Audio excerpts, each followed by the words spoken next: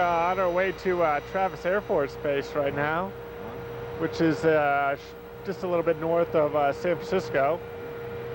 Currently cruising at 31,000 feet, and I guess a ground speed right now of 450 knots. And after Travis, what's our heading? Going up to McCord Air Force Base, then we'd be on Washington. On Out and About today, we're aboard a U.S. Navy DC-9 plane. We're headed for Travis Air Force Base outside of San Francisco, and then north to the area of Tacoma in Washington to McCord Air Force Base on this edition of Out and About.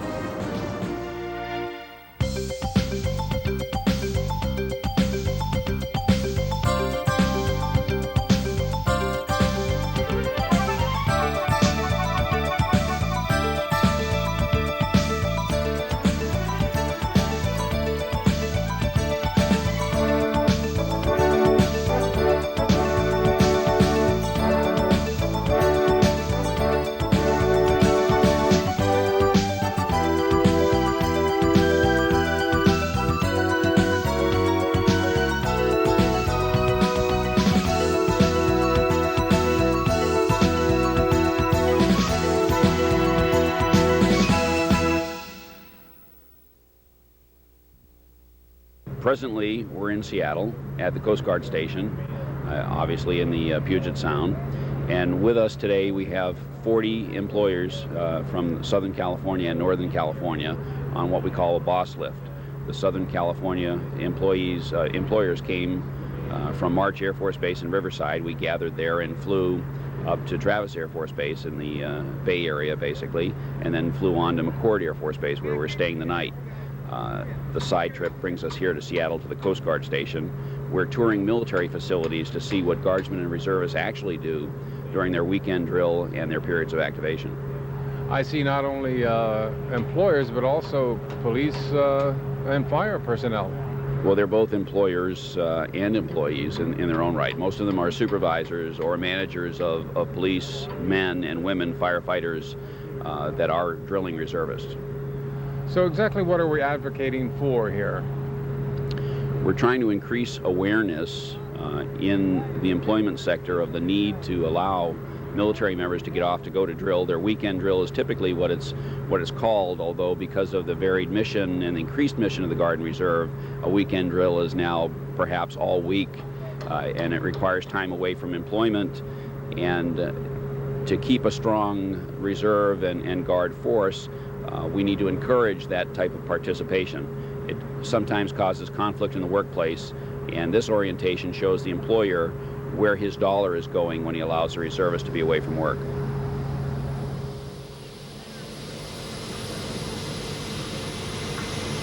that Navy back and it's the southwest under there, I don't know. Oh yeah, it's all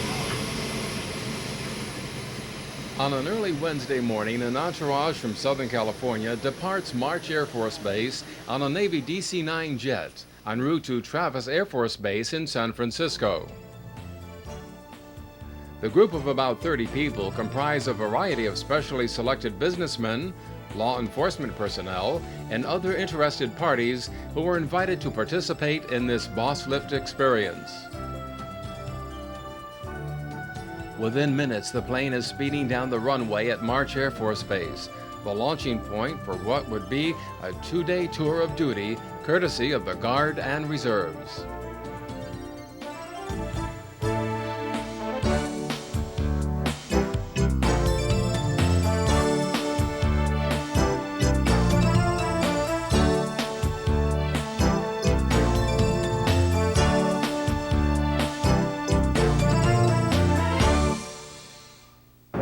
I'm a loadmaster for the C9 squadrons.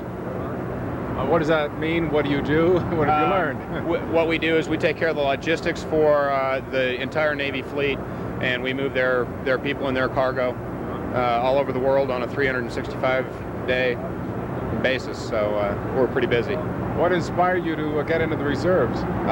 Actually, when I first joined the Navy, the TAR program, which is the Active side of the reserves was presented to me, and it sounded like a pretty good deal to be in the training and administration of reserves. So, And has it turned out to be that way? it sure has. I work with reserves on a daily basis, and when they come in on their weekend, we're then involved in their training and the administrative process that they go through. So if I'm right, not everybody is in the reserves full-time and some are part-time. How does that operate? Our reservists come in, they have to dedicate at least 1 weekend a month and at a minimum 12 days per year active duty. However, with what we do with fleet logistics, our air crewmen actually have 72 extra drills that they can do per year, as well as volunteer for extra detachments outside of the country. Other personnel serving on the crew of our flight included members of the selected reserve, reservists who can serve their duty on a part-time basis. Now, if I'm right, you are not a full-time reserve person, are you? No, I am not. What does that mean? That means that I'm a CELRES, a selected reservist, where I come in at least 1 weekend a month, at least 2 weeks a year. Well, this makes an interesting lifestyle for you as well. It You get makes the best of both worlds, right? Exactly. I couldn't ask for a better part-time job. Not at all. I have a lot of fun and I learn a lot of things and get to meet many neat people. And what do you do exactly on your job? Currently, I'm a flight attendant on the C9Bs. And that's what you're doing today? Exactly what I'm doing And today. doing it very well? Thank you very much. You must love your work. You're just smiling all the time. I have a great time, and it's an important job to me, and I enjoy meeting the new people and getting folks where they need to go, cargo where it needs to go, and like being a hand in the whole Navy circuit. We're on a Navy plane, is that right? That is correct. As you can tell from the awesome service, this is a Navy airplane as opposed to Air Force. But we do like the Air Force, don't we? Well, you may. This is on film, right? Yeah, I guess they're pretty good guys. Yeah, some of them, right? That's true.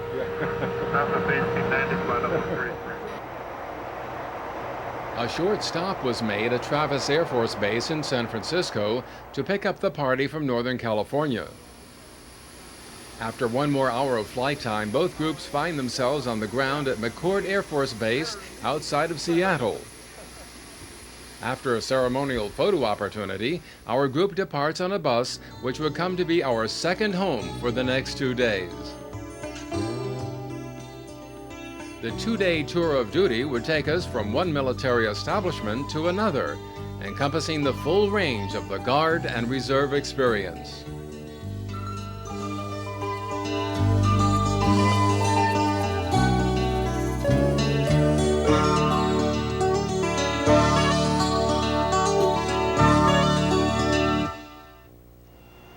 Our first stop took us to Isochronal Inspection Dock, Hangar 3, where a group of technicians perform maintenance on a Lockheed C-141B Starlifter, a long-range troop and cargo transport plane and the workhorse of the Air Mobility Command.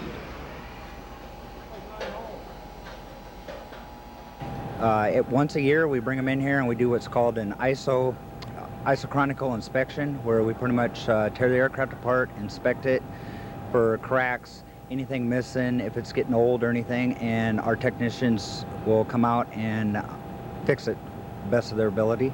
This process, we try to do it within 5 days. Then it will go through another 4 to 5 days of a backline, which those individuals will finish anything that we didn't get done, and then we'll give it back to the flight line. And then when you're done with this one, I guess you roll another one in. Yes, sir. Approximately Monday of each week, we try to roll a brand new one in. Then by Friday, we'll have it all done and kicked back to the flight line.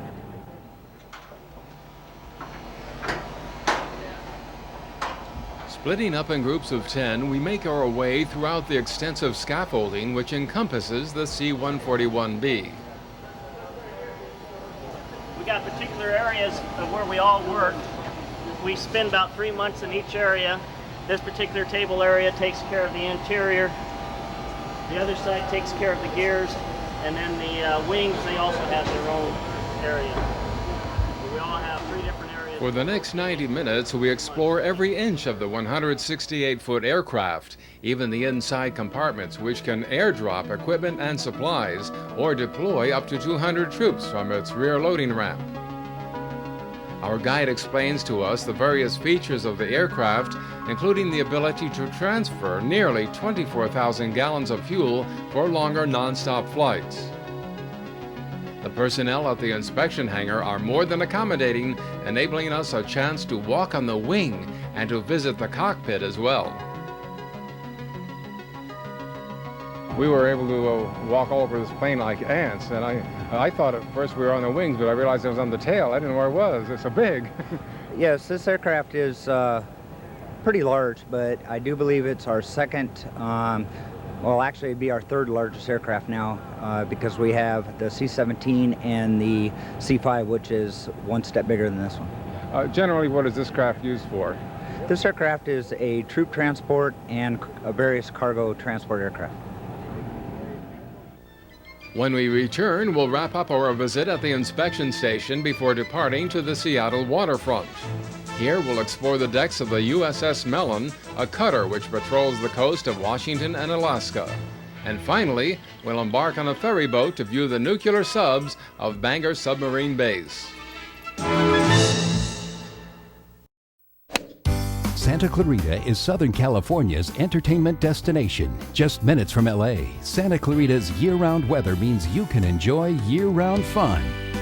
Like thrilling coasters and water parks, premium shopping, destination day spas, fine dining, outdoor adventure, and major events such as wine festivals, golf tournaments, and the Cowboy Festival. Santa Clarita, always in season. I'm Harry Dean Stanton, and you're watching SCV TV, local television for Santa Clarita. Here in the Santa Clarita Valley, we get so little rain. But we have 3 easy ways to save water each month this summer.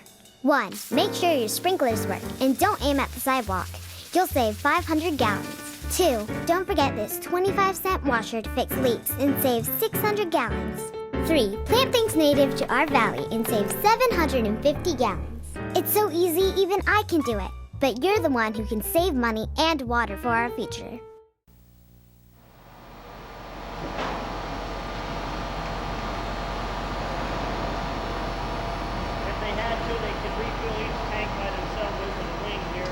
Isochronal inspection, it entails the whole airframe, different shops working on, different systems, finding what's broke, what's going to break, and changing it.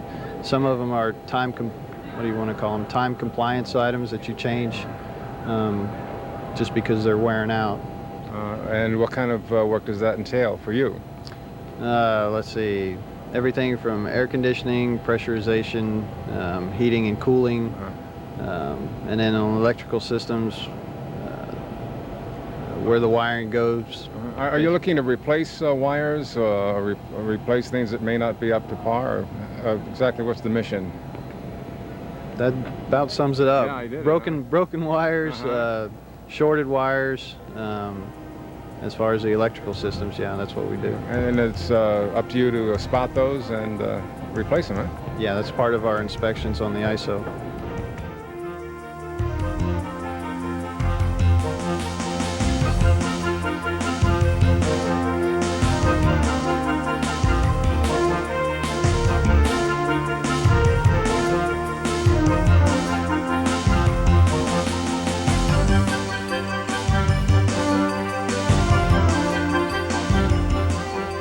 Continuing Out and About's recent tour of duty in Washington, we find ourselves at the site of the U.S. Coast Guard on the Seattle waterfront. As part of the BOSSLIFT tour, a venture which transports businessmen and women to various military establishments, this leg of our journey takes us to a familiar Puget Sound site, the decks of the U.S. Coast Guard cutter Mellon. Cutter Mellon's a 378-foot cutter. Coast Guard classifies a cutter as anything over 65 feet. This ship has been commissioned, has been around for about 30 years. we are involved in pretty much all 5 of the Coast Guard mission areas. However, in the 2 years that I've been on board, we've primarily been doing law enforcement, fisheries, search and rescue, and a little bit of counter-drug down off the coast of Mexico and Guatemala. So you've been in many different places, not just here. Oh, no, usually we're home ported out of Seattle, but we very rarely spend any time patrolling off the coast of Washington or Oregon. Like I said, most of our time we spend patrolling the Aleutian Chain in Alaska or up on the boundary line between Russia and the U.S. Or down in Mexico. But usually this ship spends a lot of time up in Alaska.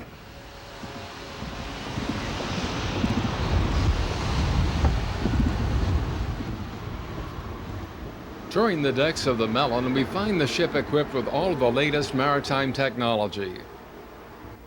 2 diesel-powered engines provide 7,000 horsepower to the vessel. Right here we have the helm. Instead of having a wheel, we got a stick. The shipboard command and control system, the AN/SPS-73 radar system, and GPS global positioning make the Coast Guard cutter Mellon a powerful force in the water. We were the revenue cutter service, and that was started by the Department of Treasury in the 1700s, and you know, by Alexander Hamilton to enforce embargo taxes. And they started the revenue cutter service, and cutters were actually the name of the sailing ship that was used. It's a style of and a make of a ship, a sailing ship that's used. And over the years, as the Coast Guard has progressed and as it became the Coast Guard, they just kept using that name for the name of the ships. I noticed also there are some repairs and construction going on, but where are you bound for after this? Well, after we finish our dockside availability, where we're having all this work done, we are going to be doing some naval training in San Diego. So, but you know, it's a non-operational thing. We just every year and a half we have to do training to keep up to speed with damage control and emergency situations. What is the mission of the Coast Guard here when it's in town? Well, when we're here, our mission is to, you know, to get work done to the ship and to rest. We're a deep water patrol ship, so we usually do our patrols in Alaska or off the coast of South America, that type of thing. So, the Coast Guard has a reserve system, is that true? Yes, it does. How does that work? Is that in peacetime, wartime, or? Well, we have it's a regular reserve division of our branch of the military. It's just like the Air Force Reserve. Those people serve an enlistment of 3-4 years, and they work 1 weekend a month and 2 weeks out of the year, just like they would in the Army or the Navy. And they can be, you know, brought into active duty if, you know, if we went to war. I would imagine that a lot of those people would have to come to work. After a good hour wandering the decks of the Mellon, we were once again whisked away and then set adrift on the Seattle waterfront. Here we are given an hour to find a good lunch before our ferry boat ride to Bainbridge Island and the Bangor submarine base.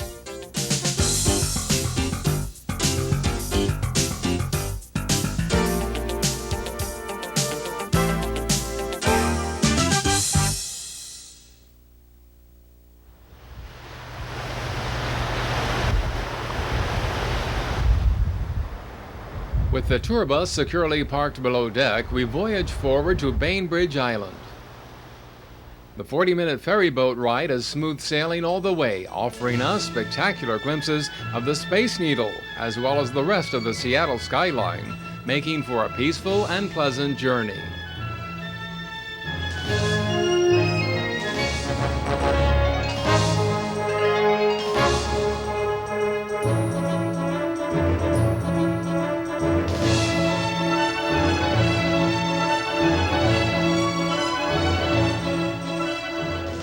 Bangor Naval Submarine Base is located within the lush forest surroundings of Silverdale, Washington.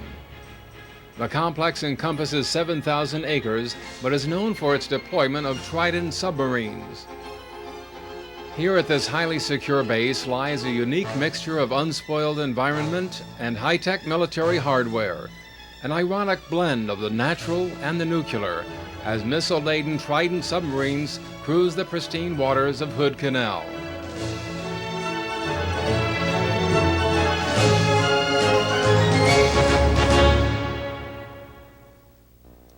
The encounter with the Trident nuclear submarine is the crowning achievement of our short tour of duty. As our military adventure comes to its conclusion, we leave with an appreciation and understanding of our nation's Guard and Reserve and a greater respect for their discipline and dedication. This is a wonderful experience to be able to see firsthand what our nation's reservists and National Guard personnel can see and do on a daily basis. Well, since you've started the trip, I noticed your enthusiasm has increased quite a bit. It's true. You never really understood exactly what they do on a daily basis, but actually meeting and seeing some of the equipment really makes you proud to be American.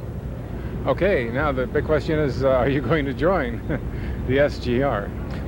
Most definitely. I think that my contacts within business, the human resource managers that are in position in corporations need to see this also, and to really appreciate what their guardsmen do on a daily basis. This tour has been quite opening for my eyes. I have an ex-Army background, but we were able to see Air Force equipment and personnel, Navy, Army, but what was really interesting is the Coast Guard. The Coast Guard has a real mission, and we were able to go out on the USS Mellon this morning and actually see firsthand the equipment and the living conditions that the young men and women perform out there on sea.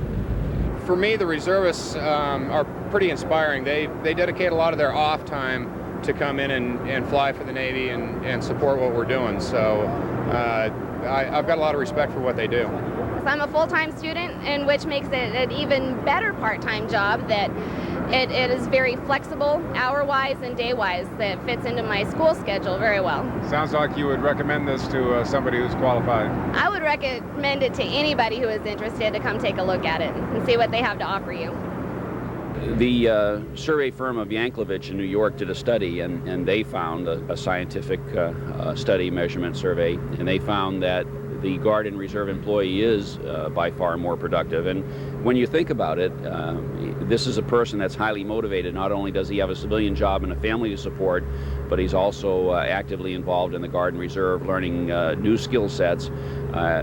He might be a policeman in a civilian endeavor and a firefighter in the reserve, or a tank commander. And so he has a broad base of training and experience, and I think that he's aggressive, not from a pugilistic standpoint, but aggressive in the job market in finding additional tasks and skills to learn. What's your impression of the tour so far? The tour has been very interesting. The personnel, the military personnel, have been very cordial and very polite. It's interesting to see how the military attempts to take care of our personnel in uniform through their accommodations and that kind of thing, and it's helped to make me aware of how important that is. As a fire chief, what do the reserves mean to you? Well, from the direct job enhancement standpoint, I think what the reserves mean to me is that when we have employees that are members of the Guard or the Reserve, we have employees who by definition have discipline, have stick-to-itiveness, have learned how to operate within a command structure. For the fire service, that's very important. What I've also learned, though, on this tour is that the degree to which the national defense system now relies upon these people in order to make things happen day to day. I was unaware that the Reserve and Guard forces play such a large percentage in our national defense effort. Without the Reserve and the National Guard that we have in place, we would have the need for a much larger standing Army, and of course much more expensive. We saw on a lot of the presentations they were able to meet our national needs, yet not have that huge expense. But with that, the expense comes with the individual guardsman who has to give up personal time with his family, and also the individual employer who has to give up a little bit of security of knowing that employee could potentially at a very last minute notice leave. But it's a small price to pay in terms of what they gain in experience. When that person leaves work and is actually able to do something else, I think it makes them a much better employee. generally when they're hiring a guardsman or a reservist, they're getting someone that is drug tested or drug screened to stay in the military, so that they know that their work environment back in the civilian sector is relatively drug free because the military members are drug tested. In addition to that, they'll receive certain leadership and management training and training on high-tech equipment. They also have a measure of discipline. They have reporting times in the morning and accountable work days, and all of that, I think, tends to make them a more responsible employee for the employer.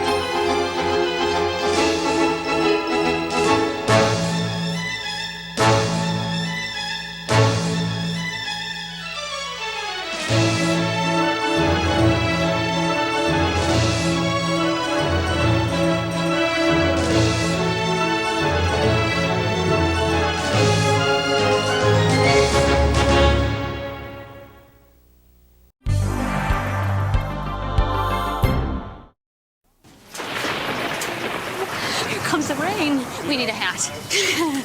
And why do we need a hat? When you talk with your child, you build vocabulary, and learning starts long before school does. For more tips, go to bornlearning.org.